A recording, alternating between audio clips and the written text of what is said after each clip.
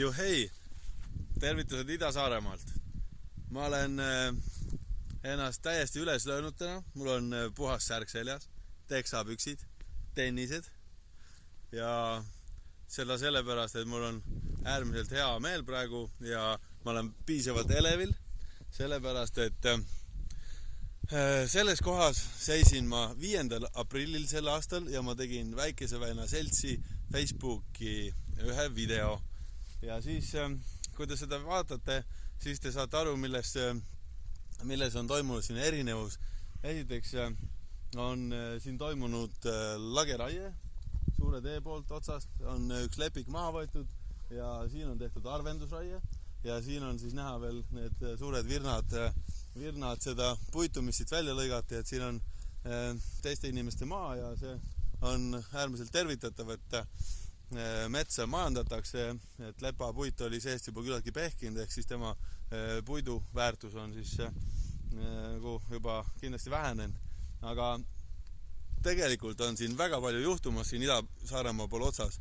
Ja kui te näete nüüd siin seda kraavi, millest ma tookord rääkisin, huvitavaid oma lapsepõlve mälestusi siis kalapüügiga seotud, et siis tõesti see kraav näeb ikka äärmiselt armetu välja.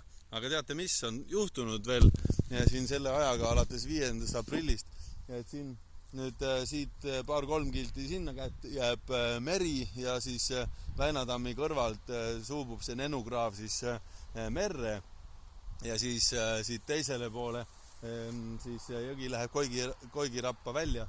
Et siin toimuvad sellesama nenukraavi puhastamise tööd juba praegu. Kui te lähete sinna Väinatammi poole, siis sõidate üle. Te näete, et seal kõik masinatega ära niidetud. Siin samas Sirpsade juures võeti juba need kraaviäärsed puud välja ja nad hakkavad süvendama seda meie nenukraavi. Kujutage ette, see on nii padrikusse kasvanud ja täis kasvanud, et mul on nagu eriti hea meel ja sellepärast ma panin täna tennisid ja teksad, et ma tulin seda siia vaatama.